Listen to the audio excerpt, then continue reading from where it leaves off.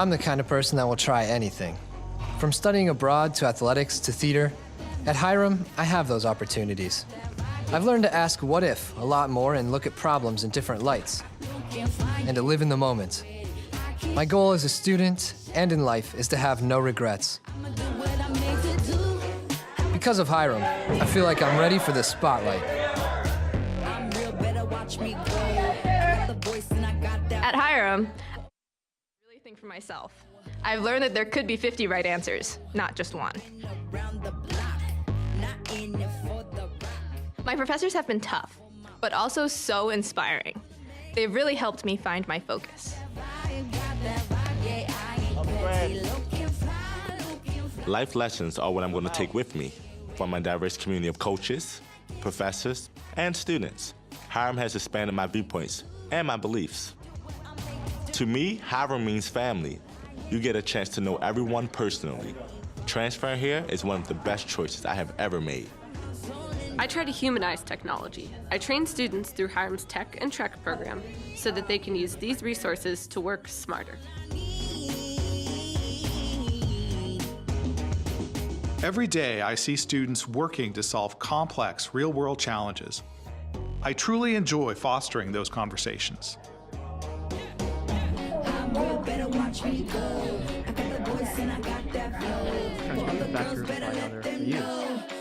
All right, so I gotta head. I'll see you later. Okay, see ya. People make the difference here. I've built relationships with my professors and my peers, so for me, Hiram is a really helpful, supportive environment. I'm learning more than what's in a syllabus or a course description. I'm figuring out how to network and get involved. Howdy, Mary. Helping people is my passion, so I'm studying science and healthcare, but I'm also learning a lot about who I am. By taking care of the people, the animals, and the environment here, I know I can make lives better. I came to Hiram for a degree, but I'm leaving with so much more. I am ready. Prepared. A work in progress. I am passionate. Bright. Confident. I am the new liberal arts. I am Hiram. Visit hiram.edu.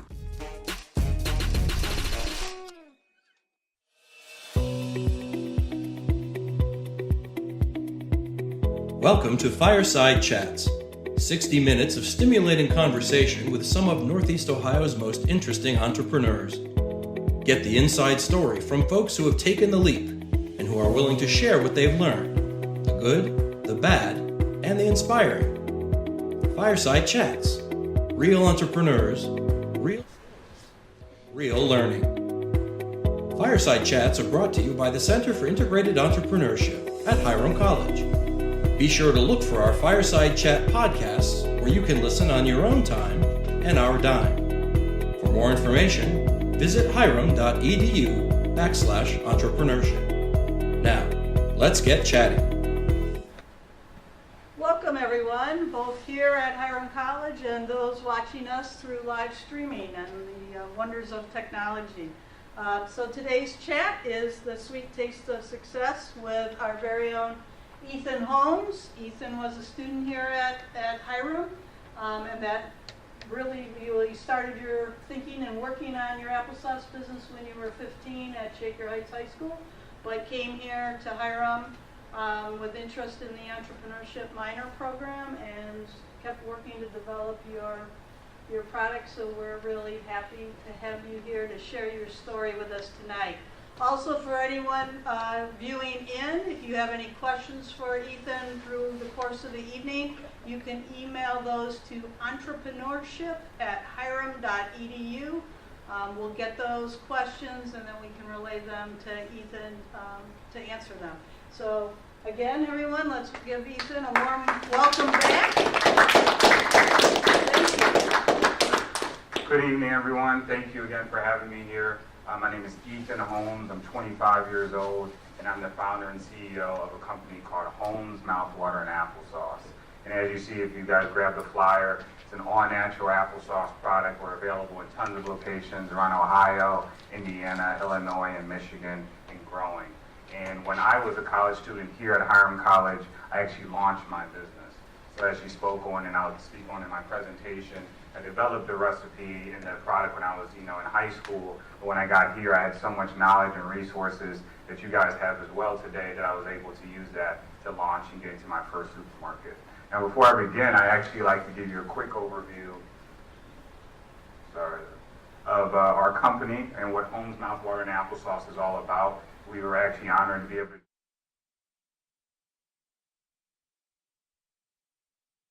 just to show you exactly what we're all about.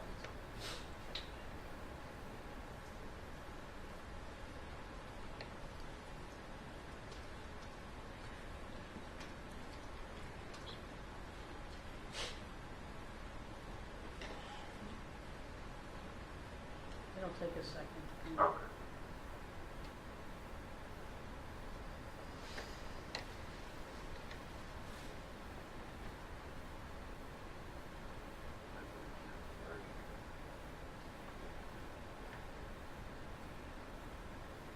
Sorry for any technical difficulties. There it is. Perfect.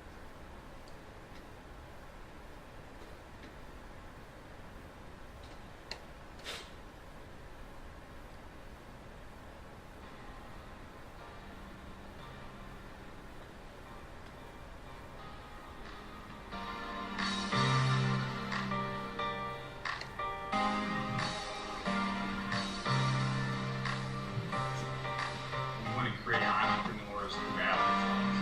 So I said, why not use this infrastructure as a way to actually create other entrepreneurs like you? Sorry guys for the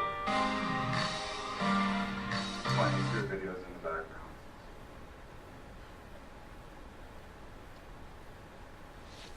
And myself, and allow them to see it's possible.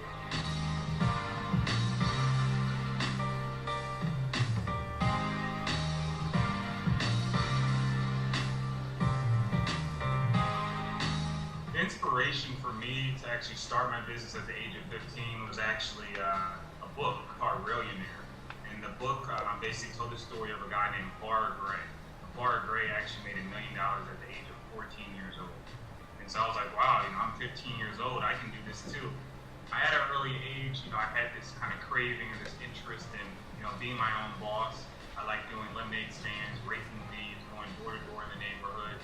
And when I got this book, it actually showed me that I could actually make a legitimate business, and that it was possible for somebody like myself, a young black male, to actually start a business in America. After seeing that the market was actually looking for something healthier, I then decided upon applesauce.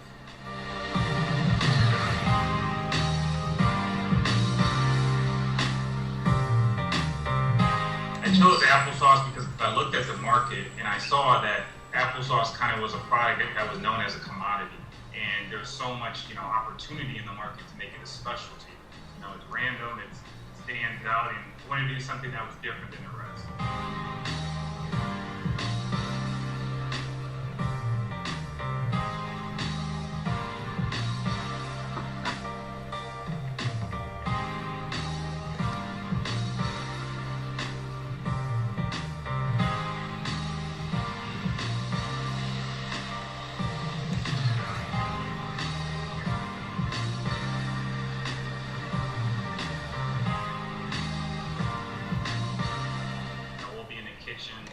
Peeling apples, or they'll be in the grocery store, and then I'll meet with them at a library just to work with them on their own businesses. That's very important to our mission.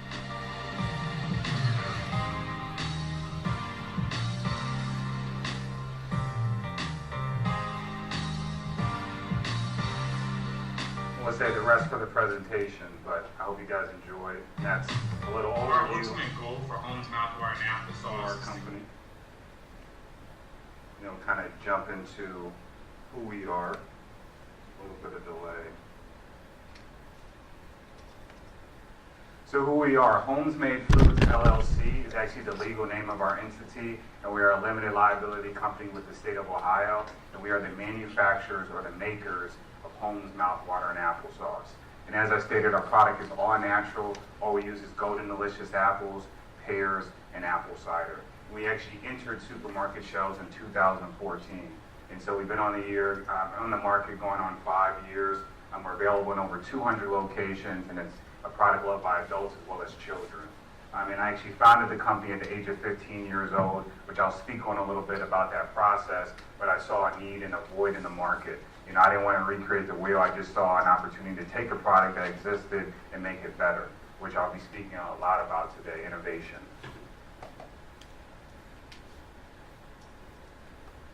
Now, how we make applesauce or applesauce, and I'm sure that's a burning question to all your minds, how do you do this? And, why applesauce in general?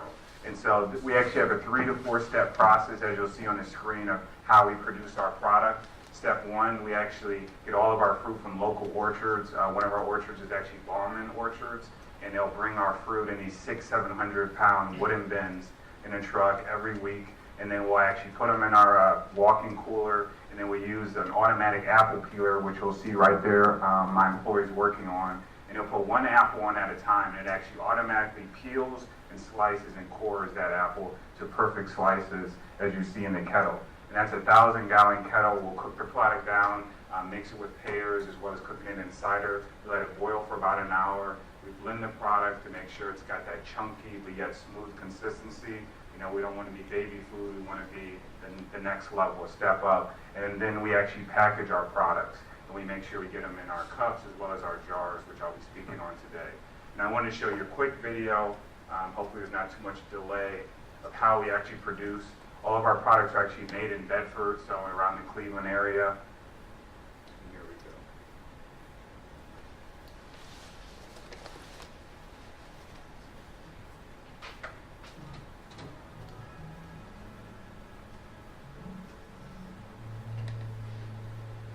So as I spoke on, this automatic piece of machinery is from Germany. It's one of a kind in the world, and it actually peels, slices, and cores. It makes our job easier. Bulk of our actual production is prep of the fruit. And then we obviously are cooking in the kettle. We use this automatic stick blender to get it to that perfect consistency, as I mentioned. This piece of machinery right here, it actually automatically puts the applesauce into cups, seals them, and they're ready. And then my team actually makes sure they're in sleeves, packaged in jars and boxes. We then put them on pallets where they're shrink wrapped, so that when they're in the truck, they're not falling over. And then a distributor or a retailer will actually pick up the product from us on a monthly basis, and then they'll actually, make it to the grocery store shelves. So from the start, you have an apple, and at the end, you get this final, beautiful product that you can pick up on the grocery store shelves. That's a little bit of how our process works.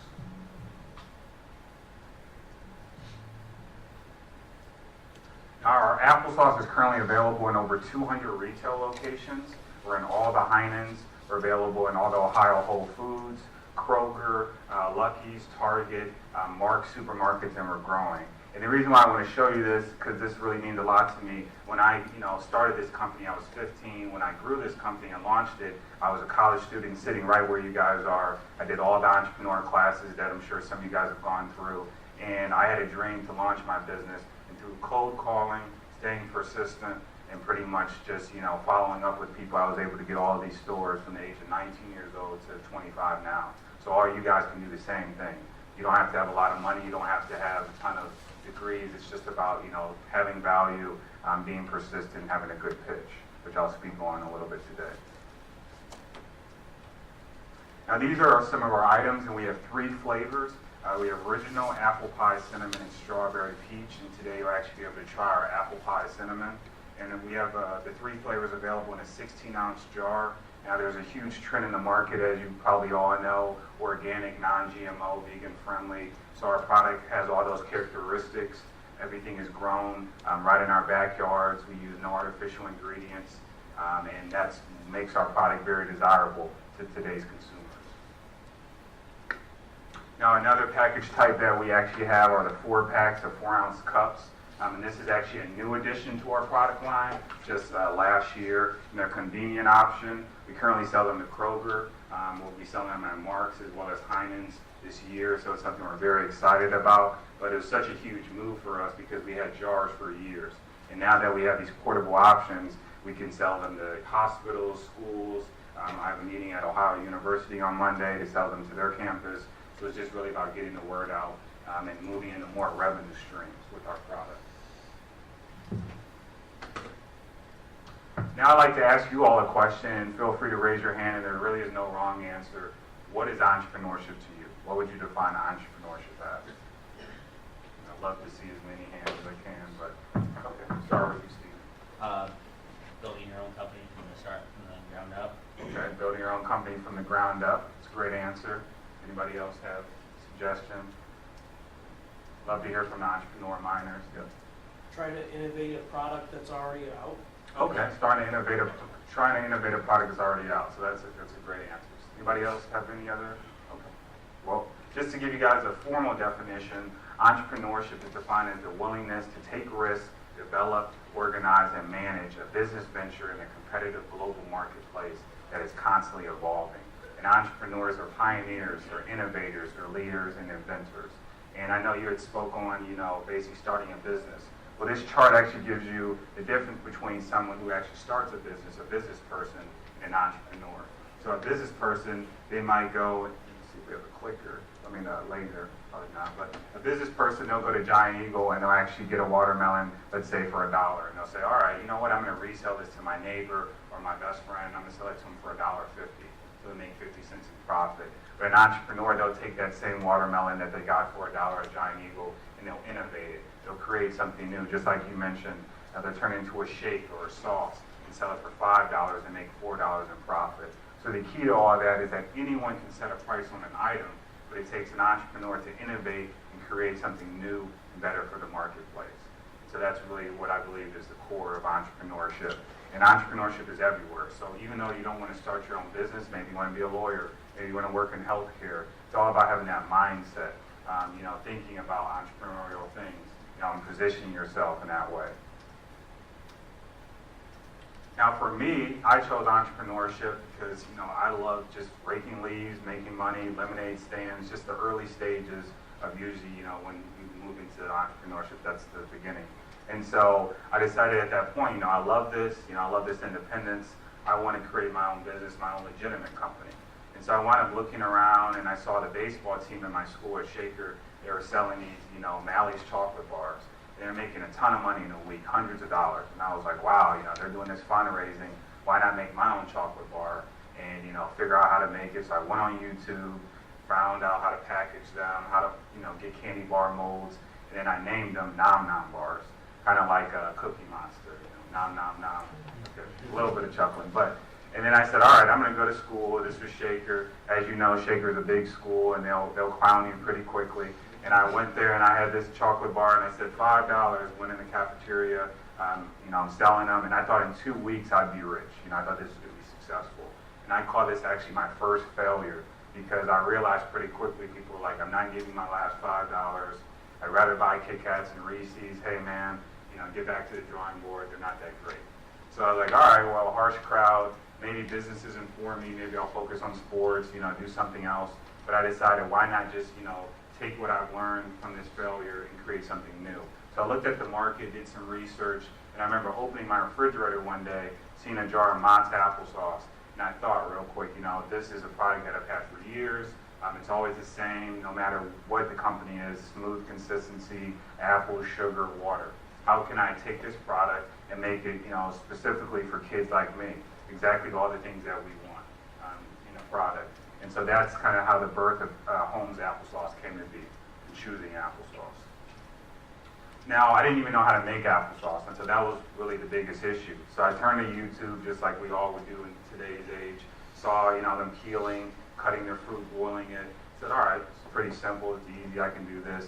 And then I actually went to my grandfather and I said, hey, can you give me some instructions? So he's retired, post office worker, took me in the kitchen, showed me how to peel the fruit, boil it, and by the end of it, I had this finished jar.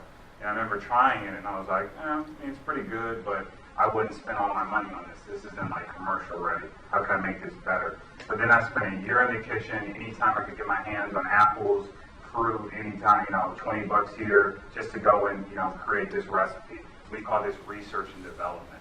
And this is a very important part for any of you guys that want to start your own business, whether it's, t-shirt or food. It's important to take feedback from people, take that criticism and improve, and continuously do that. And so I would actually write down my recipes, put the samples in a little Tupperware, let people try it, and just keep innovating it from there.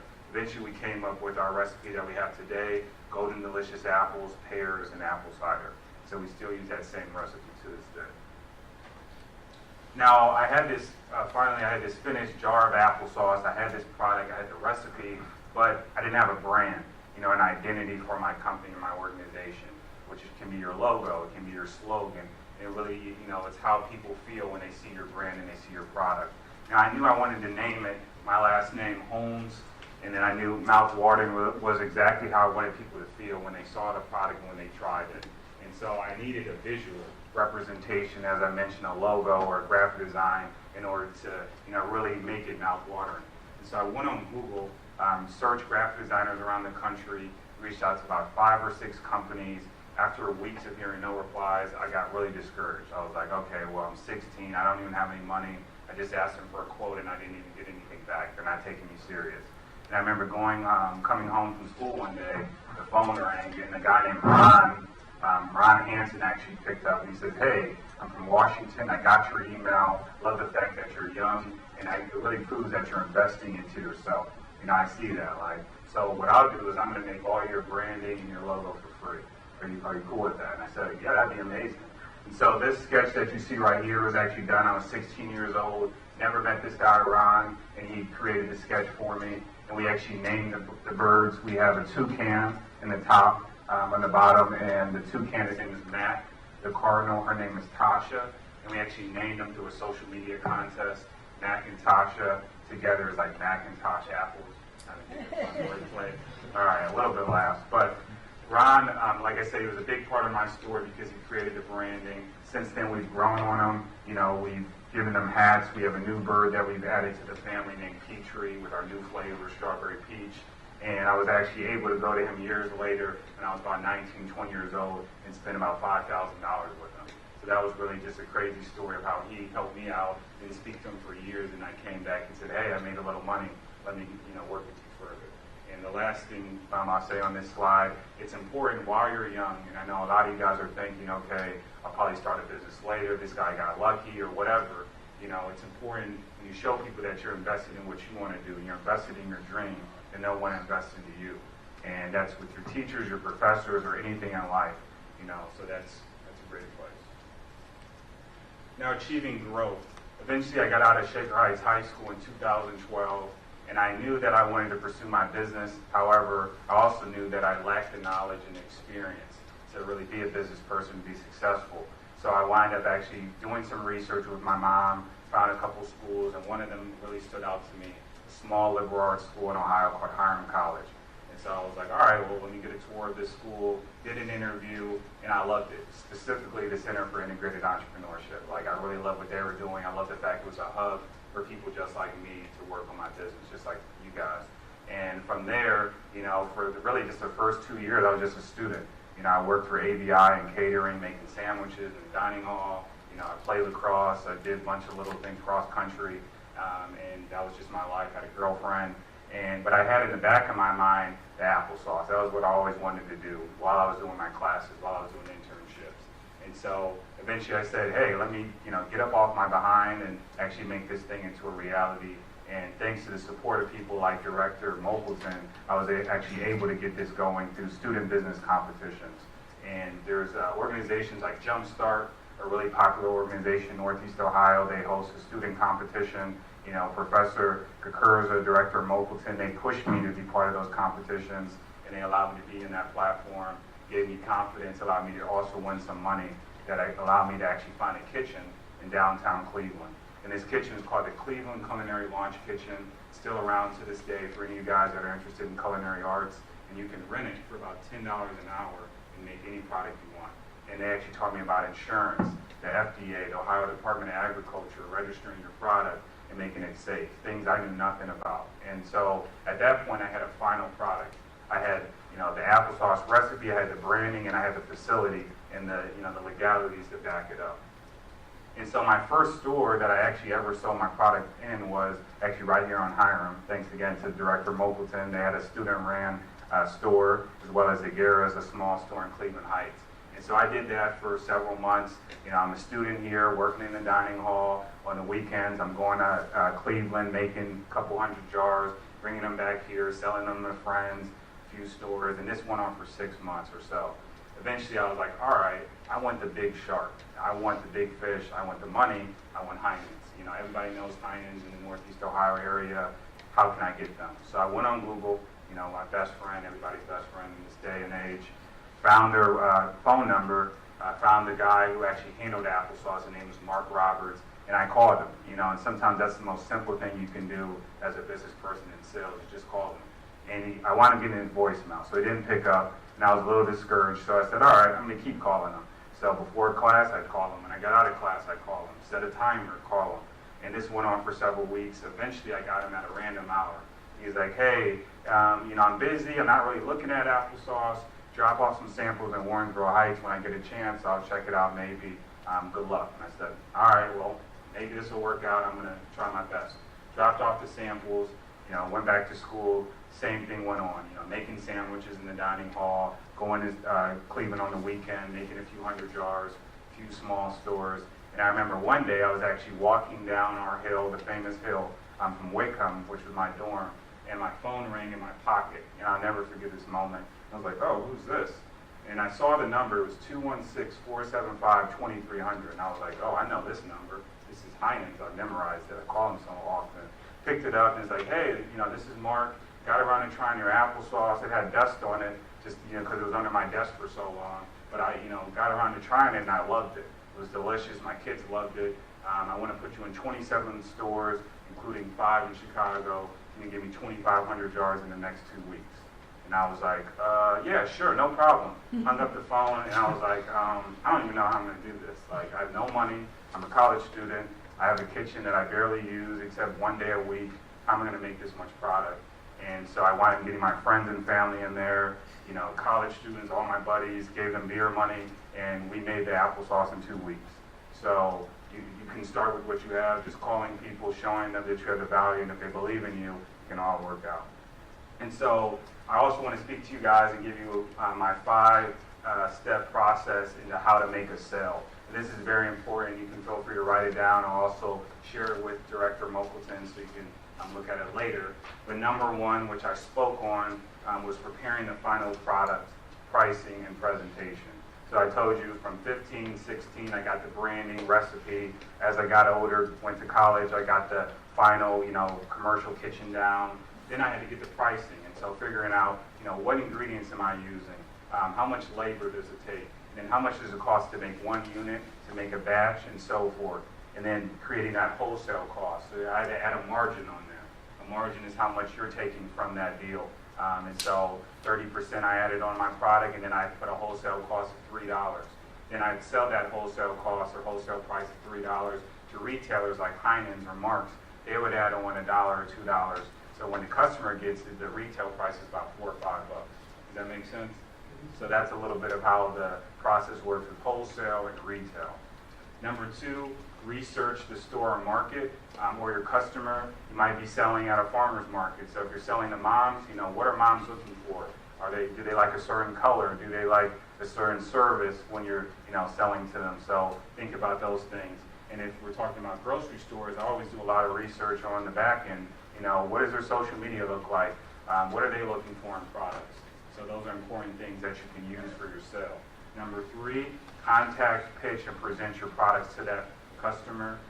Now I'm sure you guys are familiar with an elevator pitch. I speak to a lot of middle schoolers, so I usually give them this example. When you're up and down in an elevator, it's 30 seconds typically. So that's really, a good time length for your pitch, your overview of what your business is, what you're doing. My name is Ethan. I make applesauce. This is why it's great. This is where I sell it. This is the price, and this is what I'm looking to accomplish by working with you. Number 4, follow up with the store, the customer. You want to stay persistent as well as respectful. So one quick little story I'll tell you about how I got into Marcs supermarkets. I actually did the same thing I did with Heinens, found their number online, found the guy who handled products, called him so many times. I remember one day I called him and he's like, Ethan, you really are annoying. Like, I'm not even going to lie. You're kind of like a toothache. Like, you won't go away, but you're bothering me so much that I'm kind of respecting it. Like, kind of like you a little bit. So how about this? I'm going to bring this to Marc Glassman himself. I'm going to pitch it to him. If he says yes, I'll put you in 60 stores. Within a week, I was in 60 stores.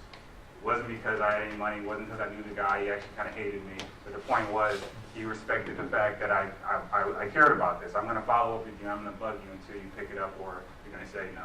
That's how I handle it. And number 5, or 4 and 5, follow up with the store, which I spoke on, and 5, close the sale. And these two last points, 4 and 5, are also important because let's say someone says, hey, I love your t-shirts. I want to buy 3. Hit me up in a week. When a week comes around, are they going to be contacting you? Most likely not. They're going to use their disposable income on something else. There's something else that's in their face. So it's important to close that sale and get that person to, finalize it. Now we're going to kind of fast forward into today. In August 2017, my company received a $130,000 investment from the Cleveland Foundation for 13% ownership. So similar to Shark Tank, we did an equity investment, which basically evaluates our company at $1 million. We're not a $1 million company yet, but that's where we see ourselves, forecast ourselves, which is great. And so with that $130,000, we were able to purchase equipment like that automatic cut machine. We were able to create jobs. I was able to hire a lot of my buddies from Hiram, Shaker that I went to school with, lease a facility in Bedford, and just grow our business. And so we produce up to 400 gallons of applesauce a month right now in Bedford. We have a staff of 4 employees that handle the production and warehousing of our items. And so we have a lot of hopes for the future. We're actually moving into New York, California later this year, as well as other areas, and just really growing the product. But I also don't want you guys to think it's easy, because it's not, especially when you have people's payrolls, especially when there's cash flow. This money was huge for me because I actually never was able to pay myself until 2017, if you can think about that. And I've been doing this for now going on 10 years. So being able to pay myself a salary and actually be able to live off my company was huge. So if you guys are interested in starting a business, just know it's not always the most security. However, it is something you'll love to do. So it doesn't feel like work when you love it. Now, my last 5 principles that I have for you, and then we'll get into Q&A as well as some applesauce samples. You can feel free to write these down or just keep them in your head. Number 1, getting started as a college entrepreneur is start with a product or a service. Maybe you're doing a tutoring business. Maybe you're doing food item, clothing. But just start. And remember, innovate and create. And the reason why I say just start is because I know how a lot of you guys are probably even thinking. Of course I'll start a business one day, but I'll do it when I graduate. Maybe when I get a couple years of experience. But when you're young, it's huge. And I mean that it is huge. When you're young, it is huge because there's an advantage being young. People want to help you out. There's resources, there's competitions, grant opportunities, and you're young, you have energy. And so take advantage of that while you're young, while you're students. Number 2, understand your market or your customer. So like we spoke about, doing your research. Number 3, create a brand. What makes your business so special? What makes you stand out? Is it the community? You see that we work with high school students. People love to support that we donate money. People love, that we work with entrepreneurship in classrooms. Number 4, pitch and present to others as much as you can, spreading the word. People will support a young entrepreneur, just like I mentioned. And then you guys saw the NowThis news video from about my company. I actually had to email them just randomly, hey, I'm from Cleveland, I make applesauce. Would you be open to doing a story? And they wind up saying yes. So people don't contact me for press, and I've been on the news a lot. I contact them, trust me. I've been in Black Enterprise, several magazines, not to brag, it's just I call these people and I say, hey, this is what I do, would you give me a shot? Number 5, overcome challenges and look for new opportunities to grow in the future. And this is very important. You're going to hit walls, you're going to run out of money, you might have an overdraft bank account. Trust me, it's happened a couple times on my end. But don't stop. Figure out a way to get around it. Maybe cut down a little bit, maybe start smaller. And then always look for new things in the future. Just because you got everything going doesn't mean you can't do something better or achieve more growth.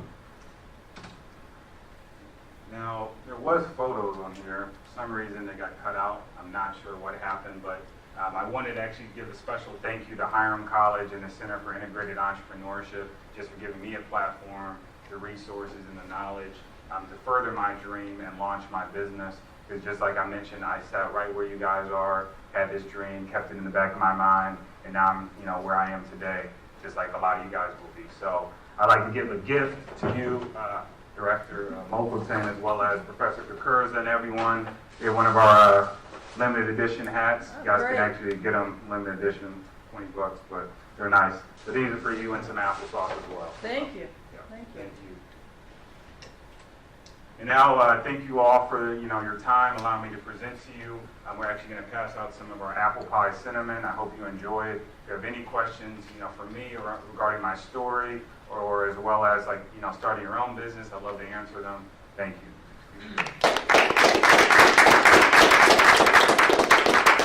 And I'm also going to allow you to pass this around. If you guys want to check out the packaging a little bit, feel free to see what we've done.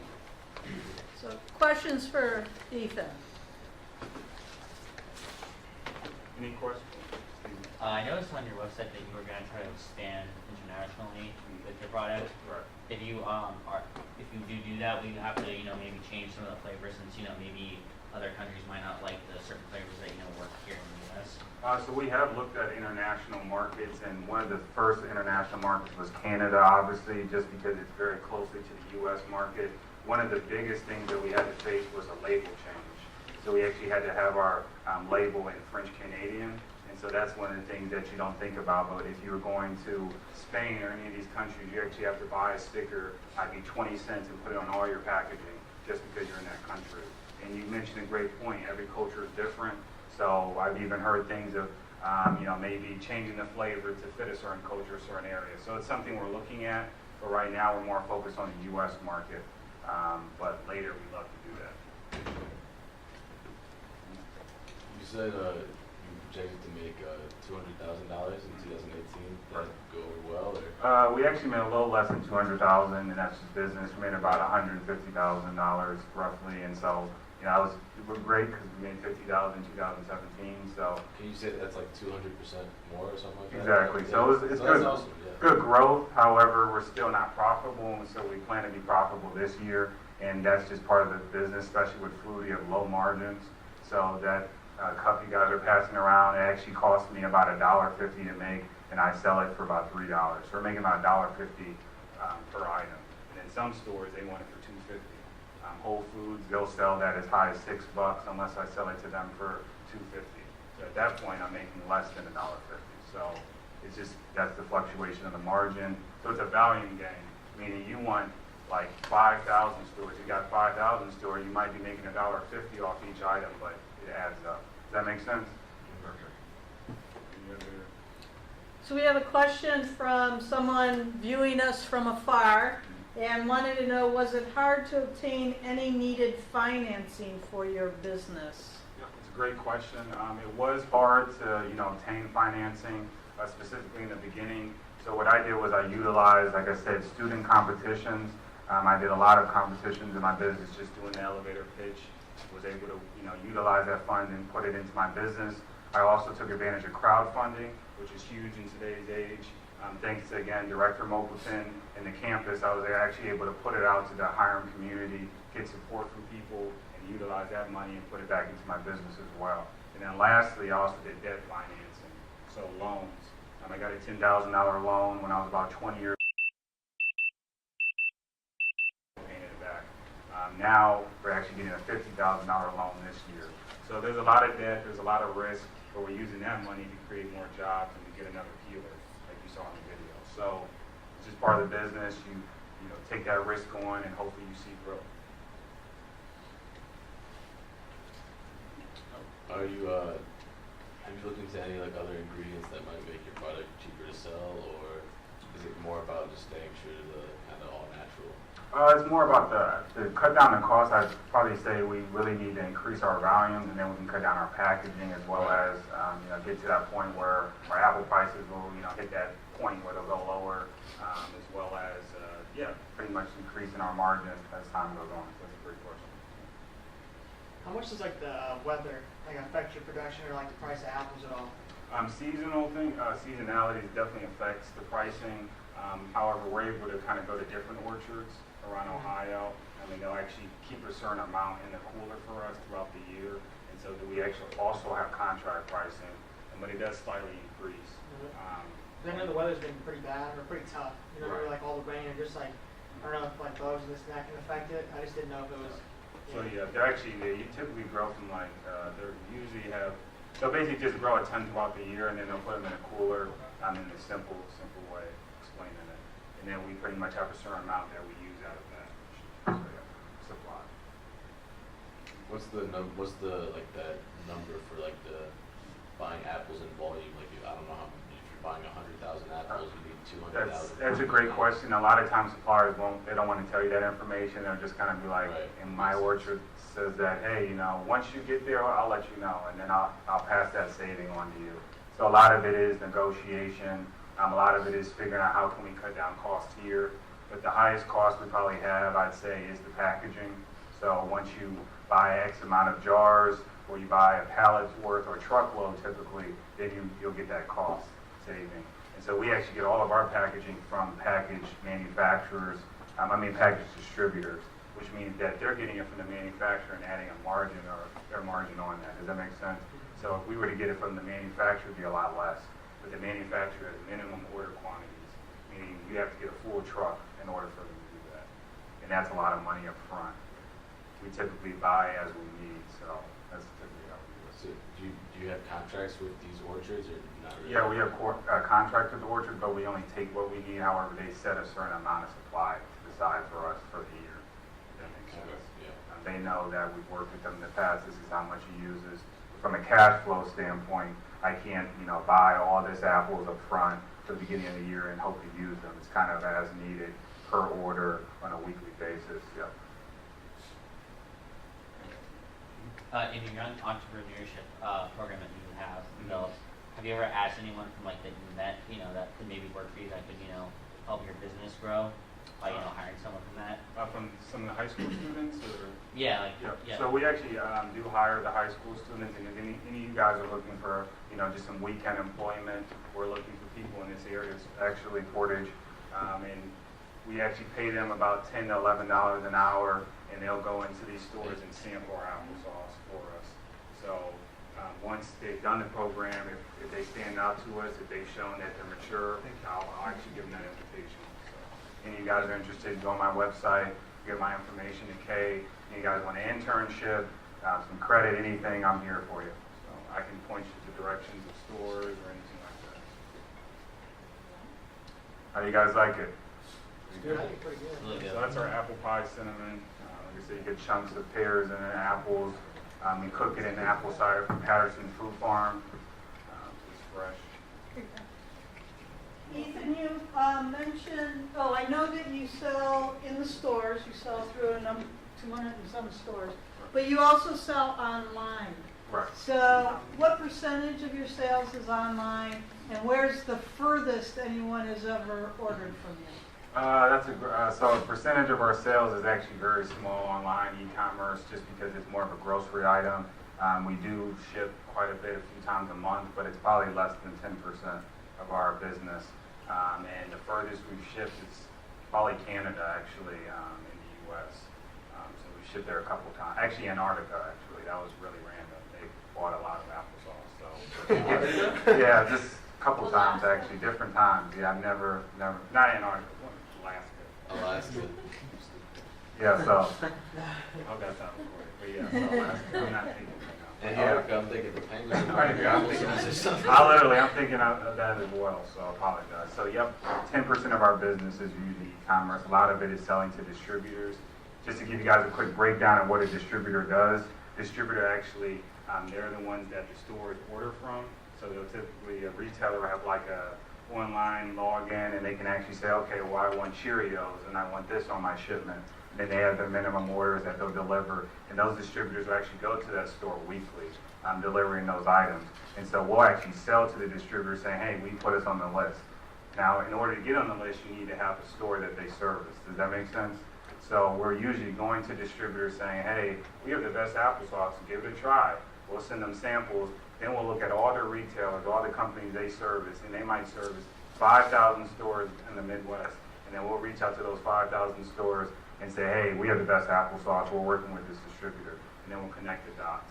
And so that I've done that, that's how we're able to get into Kroger as well as other stores. And that's how we're moving into California and New York, just because we reach out to distributors in California and New York and then reach out to their customers. Yeah, sorry about that, Why guys. did you continue your grandfather's recipe? I'm sorry? Why did you continue your grandfather's recipe? So I actually took his recipe and just innovated it. Like I said, when I first had his applesauce, he actually just used, a mix of apples, sugar, some ground cinnamon, and I said, okay, well, this is cool, but it's simple. How can I, make it a little bit special, something that hasn't been done before? So that's kind of the spin on it. Yeah. What's your most ideal, just perfect scenario for this business to lay out? Like long-term goal with this business? Long-term goal is to grow it for the next 5 years, at least some 30, and then hopefully, have an exit strategy of selling it and still remaining part of the company. I love the company, I love what it's about, but it is a lot of work. I'm passionate about it, but it is a lot of work. I'll admit that. So I'm stressed every day. I'll be honest. Sometimes your machines break down, things like that. What would be next after you sell the company? I like to continue doing what I'm doing here, speaking, helping out, become an investor, give money to you guys to start your businesses, give, advice, stuff like that. But just kind of continuing in education, entrepreneurship. So you're wearing a great hat. Love that hat. Appreciate it. But as an entrepreneur, you wear lots of hats. So, and I know you do a lot on social media as well. So can you give us an idea approximately, like how you spend your time? How much of your time is doing social media? How much is fixing machines? How much is selling? How much is training or supervising employees? Definitely. So most of my time right now is actually basically being a problem solver. And that could be, hey, I can't come to work today, or hey, there's an issue with the kettle, or hey, there's an issue with the schedule, because we're leasing the facility, so there is another tenant that uses it, so there's always those kind of conflicts. There are machines that go down. One of our air compressor machines went down while we were finishing an order, and it was due that week, so I had to actually spend $500 to rent one from a handy rent store. So different things like that, really just problem solving. And then sales is really my big, the hat that I'm wearing this month because it's January. So I spend about probably 70% of my time on the phone. I'm sending samples out, going to FedEx every week. I'm doing it myself. I really have a small team. Really, my 4 employees are in the kitchen in the facility. I'm doing right now the sales and all the meetings. I'm going to Athens on Monday, driving there myself to go talk to their dining department. And so that's a bulk of what my job is pretty much. But I do it on my own time, and that's part of the beauty of being an entrepreneur. You work for yourself. However, your own time isn't your own time actually. It's probably someone else's. And then we talked about social media. I've now kind of moved away from handling my social media. Janae in the back, actually my head of marketing, she handles it. She does created or helped develop our t-shirts. We actually have a family of birds now that she actually helped develop with an artist from Cleveland Institute of Art. Our social media, we have a strategy that we now follow, and so we try to post consistently and things like that. So it's really just about delegating and spreading out and not trying to take on too much, because I've learned when I took on too much, things started to fall through the cracks, and that's part of life. So you talked also about being creative and innovative. Can you share with us some of the ways that you've been finding other revenue streams, and also... Sorry about that. Tried to pull out the keyboard because I wanted to show you guys a video just to answer the question. Okay, and then also your marketing, so how you are, we talked a little bit about that before the chat started. So your first question before the keyboard dropped, if you could... Yeah, it was some of your innovative ways to find other revenue streams to help your business. So I do a lot of speakings, and so I realized that by, telling people my story, that I could actually make money from that, and so that's kind of became a revenue source for me.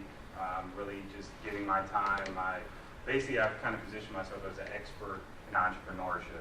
I'm the guy that does entrepreneurship, and I'll go into classrooms and say, hey, this is what I do, and you can do it too, and this is how you can do it from point A to point B.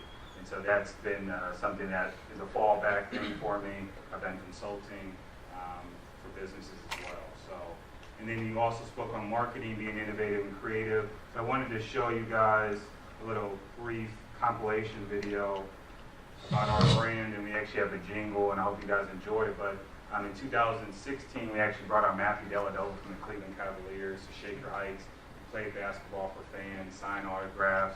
He's a good friend of mine. Gave jars to LeBron and the players before they left Cleveland. He's now back. We're actually talking about doing potentially an event this year. But I wanted to show you guys just some video from that event. And the way I was actually able to get Matthew Dellavedova to work with me, I just sent him an email on his website. I said, hey, I make applesauce, love to work with you. He's like, I'm from Australia, I've never had applesauce, but I watch Shark Tank every week, this sounds cool. And so now he's actually an investor, he invests in businesses, so that's something we're hopefully working to try to achieve with him.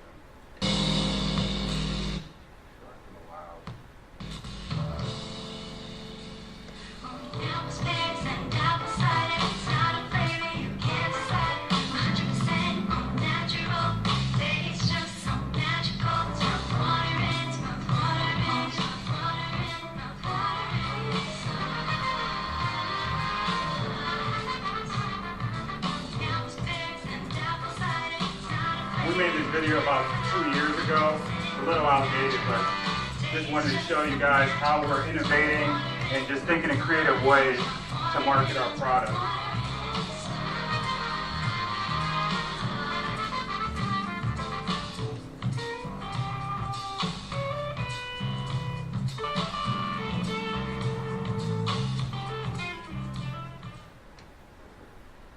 Great, that was cool. Hope you guys enjoyed it. I wrote the song, just so you know, I wrote the jingle. I know it's very simple. It's only like the same thing repeated over and over, but I'm creating my Wix. we made it for under $100. So nice. Yeah, do you guys have any other questions for me? Any other questions? Yep.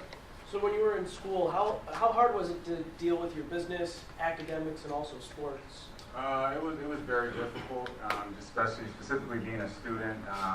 You know, just in the business growing, it was hard to manage, and that was very difficult. So part of that and part of managing that is just basically having a to-do list, figuring out how you can better organize your time. And so that was something I had to do. I had to say, okay, well, this day I'm working on business, this day I'm studying. And eventually, this is, open and honest, eventually school became too much. And I eventually had to leave and pretty much pursue my business, if that makes sense. But somebody keeps reminding you, you Right, need to you come need back come and back. finish. Exactly, exactly, so, it was a great question. 5 years down the line. Were there ever times where you thought about just, doing other things, or were you doubted, like, if you could do it or not? Because that'd be tough. I definitely doubted myself, and I doubt myself now, but at the same time, I was like, hey, this is my baby, I'm invested in this, and this is what I want to do, so let me give it a shot. So, definitely. And there are times where you're doubting yourself, there are times when you're like, hey, I don't know if we're going to make it rent this month, but you just keep pursuing through it, finding option A, option B, option C, so. Are you trying to make more flavors? So yeah, we'd like to do some more innovative, creative flavors. Like I said, strawberry peaches and one. Love to do a blueberry or something like that along the way. I'd get blueberry. Blueberry? Yeah, awesome. Yeah, thank you guys again for your time. We have one more question. How hard is it to innovate each of your flavors that you keep adding? It's actually a pretty simple process. So we actually work with the supplier, and they make like an all-natural concentrate. And so they have a variety of concentrates: strawberry, peach, blueberry. And so it's pretty much the R&D of adding it to it, making sure it's the right mixture and the right combination. But however, it's very expensive to roll out a new flavor. The barcodes on an item that you guys passed around, you have to get those with the government organization. Nutrition facts cost money to get done. Packaging alone, there's a minimum order quantity of usually a couple thousand. So that's some of our biggest issues. One of our biggest issues, lastly, I don't know if I have the 4-pack over here. We had a meeting with Marcs supermarkets, and we're trying to sell them the single cups, so you could grab and go for $1, just get the cups. And our cups don't have nutrition facts on them. So we either have to get all of our lids reprinted with nutrition facts on them, or we have to get a sticker or figure out some creative way to sell them. So we have a purchase order of about $6,000, $7,000 on the table. We can't even do it unless we make this change. That will cost me thousands of dollars. We're getting a cheap method. So you get, those are the kind of problems you have to deal with and then figure out how to communicate it with the person. Great. Any last question for Ethan?